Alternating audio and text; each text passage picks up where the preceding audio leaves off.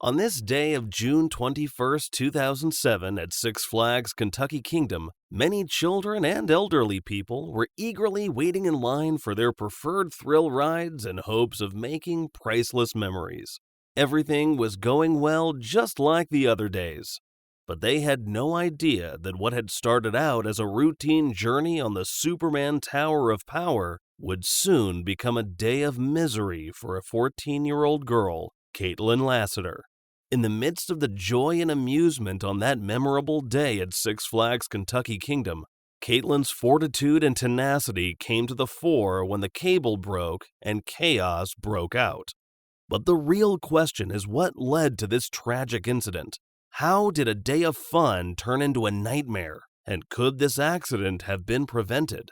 This is the tragic story of a girl named Caitlyn. She is the daughter of Randy and Monique Lassiter. Caitlyn was a 14-year-old girl with dazzling eyes and beautiful flowing brown hair.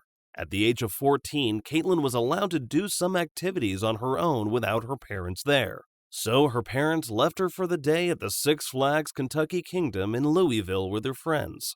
For her adventurous nature, the Superman Tower of Power sounded like the ideal ride. The Superman Tower of Power was an Intamin second-generation freefall tower, which launched in 1995 under the name Elevator, before changing its name to Superman Tower of Power. The ride was constructed by Martin and Flemings. It was 177 feet tall and connected to a riding vehicle for 4 people using 3 wires attached to a corner. 4 seats are available for riders in the various carriages connected to the tower. They are swiftly propelled 177 feet into the air at 12 miles per hour, held there for a few seconds, then descended around 154 feet at speeds of 54 miles per hour, before being stopped by magnetic brakes only 23 feet from the ground. Once the carriage begins to drop, the ride cannot be stopped. Caitlyn and her friends chose to take a ride on the Superman Tower of Power. Caitlyn was overwhelmed with excitement as well as anxiety at the same time as she stepped into the ride. But Caitlyn had no idea that her life was about to change drastically within a few moments. The ride was running regularly when the 3 girls, including Caitlyn Lassiter, requested to ride it once more on June 21st, 2007 at 4:45 p.m. Earlier that day, Caitlyn and her 2 friends had already taken a trip to the drop tower. They loved the ride and there wasn't really a long queue, so they chose to ride it once again. The ride operator allowed them to do so as there was no queue, and they sat in Section 3. There were 2 ride operators present at the moment, one at the Enable panel and the other at the Controls panel. Section 3 may be seen clearly by both operators. Before pushing the button for the standard area to be ready, the Enable operator made sure that the girls were securely harnessed. The person in charge of the controls pushed the dispatch buttons, and the ride started.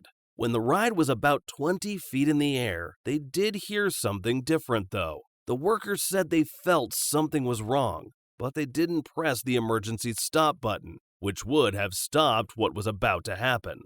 Within a moment, the wire snapped. Caitlyn's feet got entangled with the 135-foot piece of wire as it fell down, also hitting others in Section 3. Caitlyn and her friend shouted for help, but the ride workers did not tell the control operator to stop it, even though a cable had broken. Not getting any help from the operators, Caitlyn decided to press the e-stop button that is used to stop the ride in case of emergencies. Unfortunately, right when the e-stop was hit, or very close to it, the carrier in which the girls were sitting broke off from the ride, and the tragic incident of Caitlyn's life took place. Caitlyn Lassiter would have her left leg severed as she descended. Caitlyn was taken to the nearby University Hospital for treatment after emergency vehicles were dispatched to the area.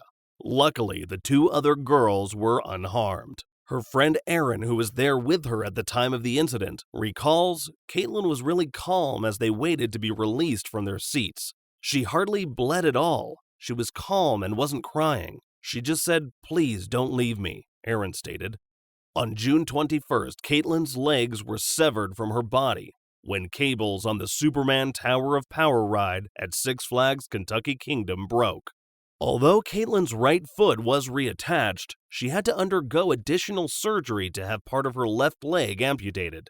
The young girl and her family argued in favor of a plan introduced by U.S. Representative Edward Markey, a Democrat from Massachusetts, which would give the Federal Consumer Product Safety Commission the authority to control permanent rides at amusement parks. If the ride operators had stopped the ride within the roughly 10-second window when the cable severed, the tragedy might have been avoided. According to the Kentucky Department of Agriculture investigation, they found that the cable in Section 3 was thinner than necessary, measuring as thin as 10.6 millimeters in certain places. Six Flags Kentucky Kingdom has also neglected to properly lubricate the cable since April of 2007, and had even added corn flour to lessen slippage, severely weakening it. This terrible accident was caused by their failure to act in combination with the mechanical defects. When Caitlyn Lassiter described the incident, "I won't be the person I was before, because now I'm scared of stuff," Caitlyn Lassiter told Washington, D.C. news conference. "I fear for my life when I get in a car, fear for my life when I get in an elevator. In my mind, I'm not as carefree as a 14-year-old child should be. I got that taken away from me." Caitlyn Lassiter and the Six Flags Company came to an agreement on November 21st. Its specifics have never been made public. It appears that it was significant enough for her to no longer be concerned about money. On the day of the Superman Tower of Power accident, all of her intentions for the future changed. The amount of the settlement was not made public, but the family's attorney, Larry Franklin, points out that Caitlyn's excessive medical expenses total close to $500,000, and that Kentucky law permits compensation for future lost wages as well as pain and suffering.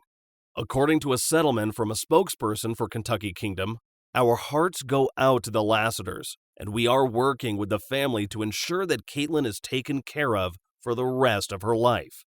We deeply regret last year's tragedy and have improved our already stringent safety procedures to make sure nothing like it can happen again."